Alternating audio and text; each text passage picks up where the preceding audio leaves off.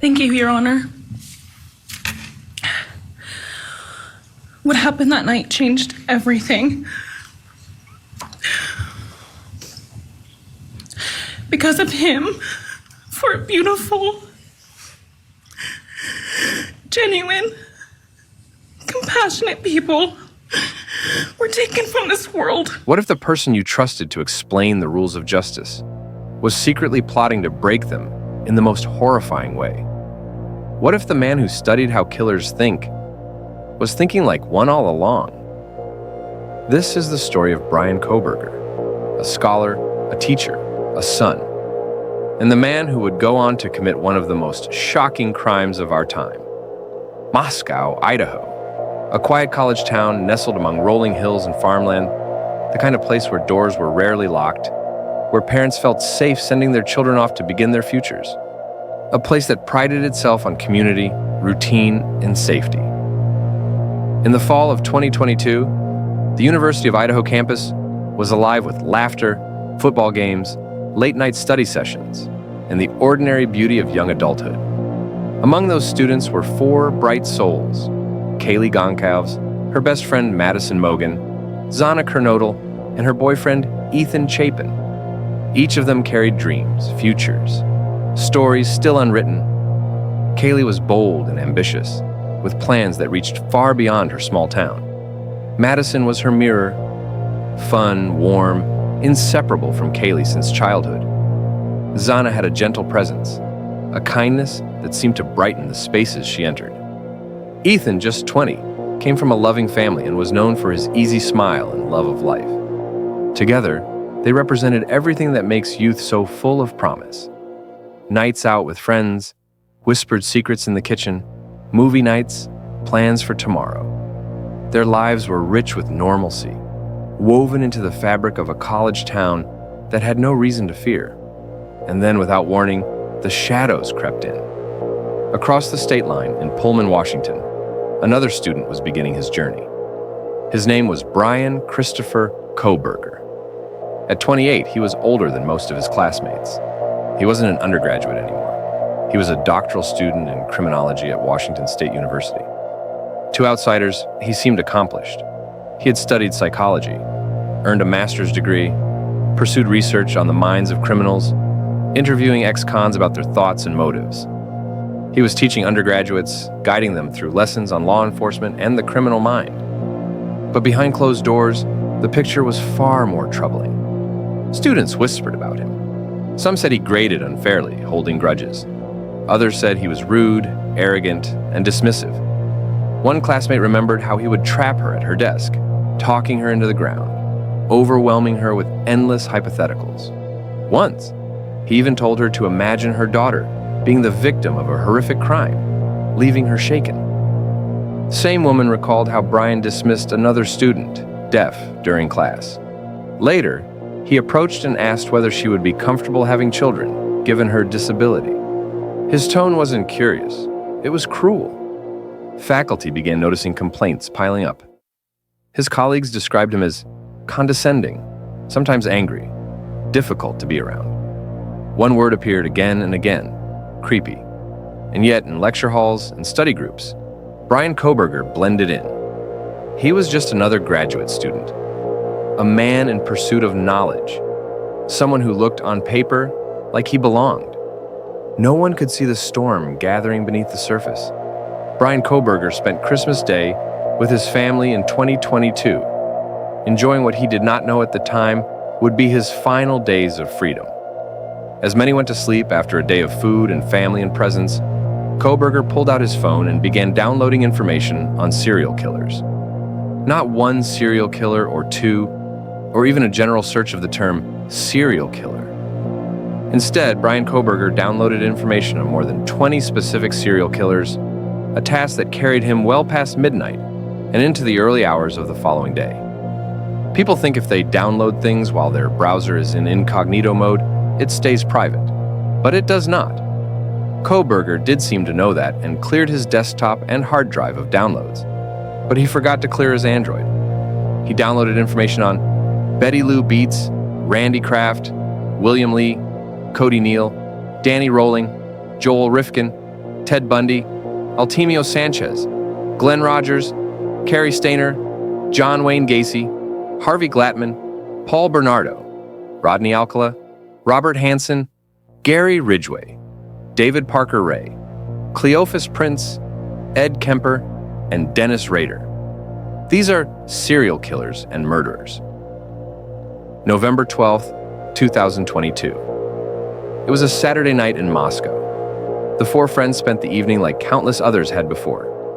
Kaylee and Madison went to a local bar. Zana and Ethan attended a campus party. By the early hours of November 13th, they had all returned to their home at 1122 King Road. It was a house filled with life. Laughter often spilled out of its windows. String lights and music decorated its walls. To anyone passing by, it looked like a typical college rental. But at 4 a.m., it became a crime scene. Prosecutors say Bryan Kohberger entered the house through a sliding door. The silence of the early morning was broken only by his careful footsteps. He carried with him a knife.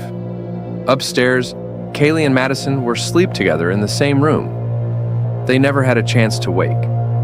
On the second floor, Zana was still alive, awake. She fought back with everything she had. Her arms bore defensive wounds. Her final moments were a struggle against the unimaginable. Ethan, there to protect her, was killed as well. And then, silence.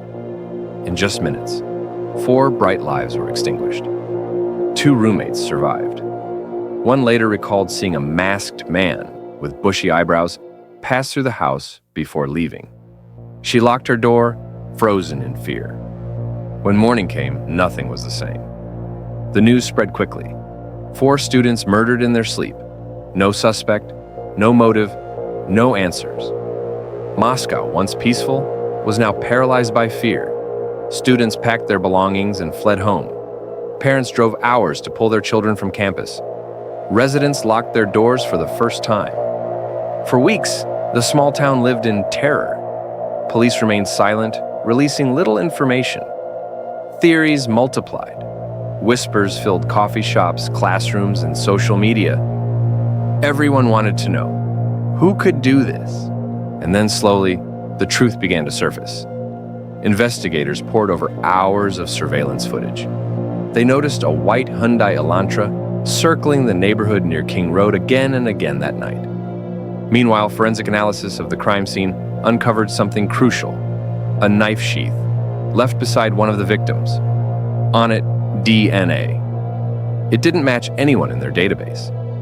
So investigators turned to genetic genealogy, tracing the DNA through family trees until they landed on a name: Bryan Kohberger. When police looked closer, the pieces began to fit. Kohberger owned a white Hyundai Elantra. His phone records showed he had been near the victim's home at least a dozen times before the murders, often late at night, almost as if he was watching. On December 30th, 2022, police moved in. They arrested him at his parents' home in Pennsylvania. The man who studied crime, the man who graded essays on criminal behavior, the man who once asked others to imagine horrific acts, now accused of carrying one out himself. Kohberger had previously downloaded information about Danny Rolling on November 19, a week after the murders. The Idaho murders are almost copycat killings of the ones carried out by Rolling, also known as the Gainesville Ripper, back in 1990. Rolling killed 5 college students, 4 women and 1 man, by breaking into their homes through sliding glass doors and stabbing them to death with a Ka bar knife. Kohberger killed 4 college students, 3 women and 1 man, by breaking into their home through a sliding glass door and stabbing them to death with a Ka bar knife. The one difference is that Rolling would sexually assault his victims before or after stabbing them to death. There is no evidence Kohberger sexually assaulted his victims, per prosecutors, and Rolling, unlike Kohberger, was executed for his crimes. The case drew national attention. Courtrooms filled with cameras, families of the victims braced themselves for a long, grueling trial. Prosecutors announced they would seek the death penalty. But in July 2025, everything changed. In a move that stunned families and shocked the nation, Bryan Kohberger stood before a judge and pleaded guilty to all charges: 4 counts of first-degree murder, 1 count of burglary. No explanations, no excuses. Judge Stephen Hippler spoke emotionally for several minutes before sentencing Kohberger. He called Kohberger a faceless coward. The death penalty was taken off the table. I hereby sentence Mr. Kohberger as follows. On count 1, burglary, 10 years fixed, 0 years indeterminate. I also impose a fine of $50,000. Count 2, first-degree murder of Madison Mogan. I sentence the defendant to a fixed term of life imprisonment without the possibility of parole, a fine of $50,000, and a civil penalty of $5,000 payable to the family of the victim. On count 3, for first-degree murder of Kaylee Gonsalves, I sentence the defendant to a fixed term of life imprisonment without the possibility of parole, a fine of $50,000, and a civil penalty of $5,000 payable to the victim of the family, or to the family of the victim, pardon me. On count 4, for the first-degree murder of Xana Kernodle, I sentence the defendant to a fixed term of life imprisonment without the possibility of parole, a fine of $50,000, and a civil penalty of $5,000 payable to the family of the victim. On count 5, for the first-degree murder of Ethan Chapin, I sentence the defendant to a fixed term of life imprisonment without the possibility of parole, a fine of $50,000, and a civil penalty of $5,000 payable to the family of the victim. The sentences on counts 1, 2, 3, 4, and 5 shall run consecutively to one another. Restitution will be left open for 60 days. Defendant will be required to submit a DNA sample and a right thumb print impression to the Department of Corrections and comply with the DNA Database Act. I remand the defendant to the custody of the Idaho State Board of Corrections for to be imprisoned in an appropriate facility in execution of the sentence where he will remain until he dies. He was sentenced to 4 consecutive life sentences without parole. At sentencing, families confronted him. Parents cried, siblings trembled with anger. Friends of the victims described the hole left behind in their lives. I won't stand here and give you what you want. I won't offer you tears. I won't offer you trembling. Disappointments like you thrive on pain, on fear, and on the illusion of power. And I won't feed your beast. Instead, I will call you what you are. Sociopath, psychopath, murderer. I will ask the questions that reverberate violently in my own head, so loudly that I can't think straight most any day. Some of these might be familiar, so sit up straight when I talk to you. How was your life right before you murdered my sisters? Did you prepare for the crime before leaving your apartment? Please detail what you were thinking and feeling at this time. Why did you choose my sisters? Before making your move, did you approach my sisters? Detail what you were thinking and feeling. Before leaving their home, is there anything else you did? How does it feel to know the only thing you failed more miserably at than being a murderer is trying to be a rapper? Did you recently start shaving or manually pulling out your eyebrows? Why November 13th? Did you truly think your Amazon purchase was untraceable because you used a gift card? How do you find it enjoyable to stargaze with such a severe case of visual snow? Where is the murder weapon? The clothes you wore that night? What did you bring into the house with you? What was the second weapon you used on Kaylee? What were Kaylee's last words? Please describe in detail the level of anxiety you must have felt when you heard the bear cat pull up to your family home on December 30th, 2022. Which do you regret more? Returning to the crime scene 5 hours later, or never, ever going back to Moscow, not even once, after stalking them there for months? If you were really smart, do you think you'd be here right now? What's it like needing this much attention just to feel real? You're terrified of being ordinary, aren't you? Do you feel anything at all? Or are you exactly what you always feared? Nothing. If you're so powerful, then why are you still hiding, defendant? You see, I'm here today as me. But who are you? Let's try to take off your mask and see. You didn't create devastation. You revealed it in yourself. And that darkness you carry, that emptiness, you'll sit with it long after this is over. That is your sentence. And it was written on the wall long before you ever pled guilty. You didn't win. You just exposed yourself as the coward you are. You're a delusional, pathetic, hypochondriac loser who thought you were so much smarter than everybody else. Constantly scolding, turning your nose up to grammar mistakes, nitpicking and criticizing others. You wanted so badly to be different, to be special, to be better, to be deep, to be mysterious. You found yourself thinking you were better than everyone else, and you thought you could figure out the human psyche and see through it, all while tweaked out on heroin. Lurking in the shadows made you feel powerful because no one ever paid you any attention in the light. You thought you were exceptional, all because of a grade on a paper. You thought you were elite because your online IQ test from 2010 told you so. All of that effort just to seem important. It's desperate. There is a name for your condition, though. Your inflated ego just didn't allow you to see it. Wannabe. You act like no one could ever understand your mind, but the truth is you're basic. You're a textbook case of insecurity disguised as control. Your patterns are predictable. Your motives are shallow.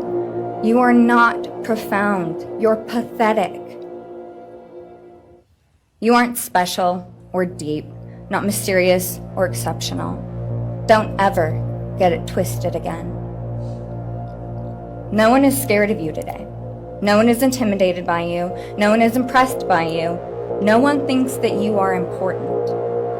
You orchestrated this like you thought you were God. Now look at you, begging a courtroom for scraps. You spent months preparing, and still all it took was my sister in a sheath. You work so hard to seem dangerous, but real control doesn't have to prove itself. The truth is, the scariest part about you is how painfully average you turned out to be.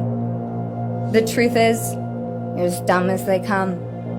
Stupid, clumsy, slow, sloppy, weak, dirty. Let me be very clear. Don't ever try to convince yourself you mattered just because someone finally said your name out loud. I see through you. You want the truth? Here's the one you'll hate the most. If you hadn't attacked them in their sleep, in the middle of the night, like a pedophile, Kaylee would have kicked your Thank you. Thank you, Your Honor. I'll be speaking on behalf of Bethany, and so, yeah, here it reads. My name is Bethany Funk, and I was roommates with Maddie, Kaylee, Xana, and Ethan. I not only lost some of my best friends, but I also lost a sister. Never in a million years would I have thought that something like this would have happened to my closest friends. I thought that we were going to wake up and go upstairs, see them and tell them how they had scared us, and that they were going to tease us about how we are constantly scaredy cats. And make jokes about it as we would go to Taco Bell like always. But sadly, that is not what happened and what turned out to be my worst nightmare. When I first woke up that morning, I had no idea what happened. I woke up around 7 with a terrible toothache, so I called my dad, who is a dentist, and he asked what I should do. He told me to take Advil, so I did, and I went back to sleep. I was still out of it and still didn't know what happened. If I had known, I of course would have called 911 right away. I still carry so much regret and guilt for not knowing what had happened and not calling right away, even though I understand it wouldn't have changed anything, not even if the paramedics had been right outside the door.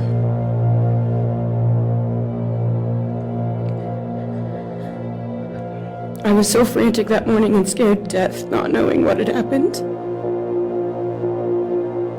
And when I made the 911 call, I couldn't even get out the words. And from then on, I don't remember a thing. It was like my brain wiped that whole memory. That was the worst day of my life. And I know it always will be.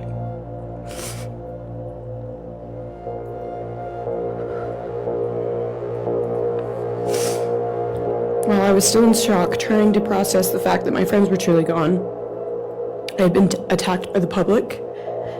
I was grieving, numb, and unsure of what had happened was even real. And at the same time, I was getting flooded with death threats and hateful messages from people who did not know me at all or know the dynamic of our friendship.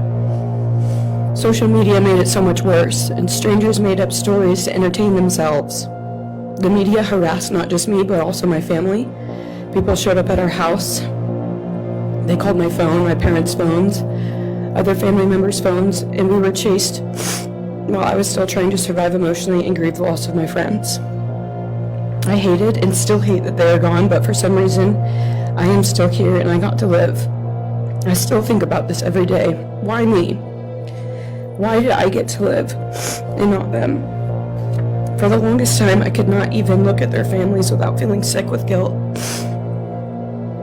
I did not know what to say or what to do. I was terrified that my presence just made their pain worse. And I was still here when their kid, their siblings and their friends, their loved ones should have been here instead.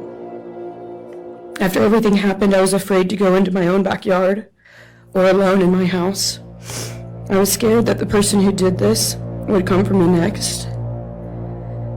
I was always scared that the media would try to catch me at any moment of any day, even when I was just walking around my house. I made my parents close all the blinds during the day so no one could see me even in the slightest chance. I barely left the house, and when I did, I made sure I was never alone. I slept in my parents' room for almost a year. I made them double lock every door, set an alarm, and still check everywhere in the room just in case someone was hiding. And I still check my room every night before, and I double lock it. I have not slept through a single night since this happened. I constantly wake up in panics, terrified. Someone is breaking in, or someone is here to hurt me, or I'm about to lose someone else that I love. The fear never really leaves. For a long time, I could barely get out of bed, but one day I realized I have to live for them. They did not get the chance to keep living, but I do, and I will not take that for granted. So now every day I remind myself to live for them, and everything I do it with them in mind. I am still scared to go out in public, but I force myself to do things because I know that they would want me to keep living my life to the fullest. I am beyond blessed to still be here, and I refuse to take that for granted when they did not get a chance. Our house was not just a house, it was a home. It was where we laughed till we couldn't breathe, make meals, did crafts, binge watch reality shows, played games, and spent lazy days on the couch. It was movie nights, wine nights, morning debriefs, pranks, hot chocolate, cookies, and warmth. I will cherish those memories forever, and I will not let what happened erase how special our home was or how much those memories meant to me. Quick message from our youngest daughter. Aubrey wanted to say, you may have received A's in high school and college, but you're going to be getting big D's in prison.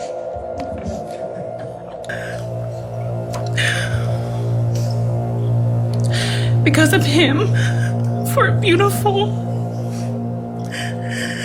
genuine, compassionate people were taken from this world for no reason.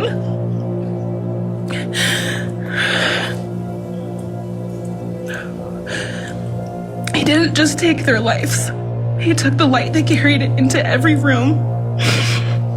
He took away how they made everyone feel safe, loved, and full of joy. He took away the ability for me to tell them that I love them and that I'm so proud of them. He took away who they were becoming and the futures they were going to have. He took away birthdays, graduations, celebrations, and all the memories that we were supposed to make. All of it is gone. And all the people who loved them are just left to carry that weight forever. And Kohberger? He said nothing. He gave no motive, no apology, no answers. The silence was deafening. Today, Bryan Kohberger sits inside the Idaho Maximum Security Institution, alone, restricted. His life as a scholar, a teacher, a son, gone. His research into the minds of killers now replaced by the reality of becoming one himself. The house at 1122 King Road, once filled with laughter, has been torn down. For some, it was an act of healing. For others, an erasure of memory. But the land still whispers. And the families, they live with the weight of absence. The birthdays that will never come. The graduations never seen. The future stolen in the quiet of one November night. The case of Bryan Kohberger is not just a story of crime. It is a story of contradiction. A man who devoted his life to studying justice, only to commit the ultimate injustice. A man who researched how killers think, only to become the very thing he once analyzed. But it is also a story about the fragility of life, about how safety can shatter in an instant, how the people we trust, teachers, classmates, neighbors, can sometimes hide the darkest truths. And yet it is also about resilience, about families who, even in grief, chose to speak their children's names, about a community that stood together in fear and came out stronger, about the enduring reminder that evil can take lives, but it cannot erase love. The lesson is simple but heavy. The line between normal and unthinkable is thinner than we realize. And sometimes, the monsters we fear most are hiding in plain sight. If this story moved you, if it left you thinking about the people we lose and the legacies they leave behind, I ask you to take a moment, share this video, subscribe for more stories that matter, and above all, remember the names. Kaylee Goncalves, Madison Mogan, Zana Kernodle, Ethan Chapin, because telling their stories keeps their light alive.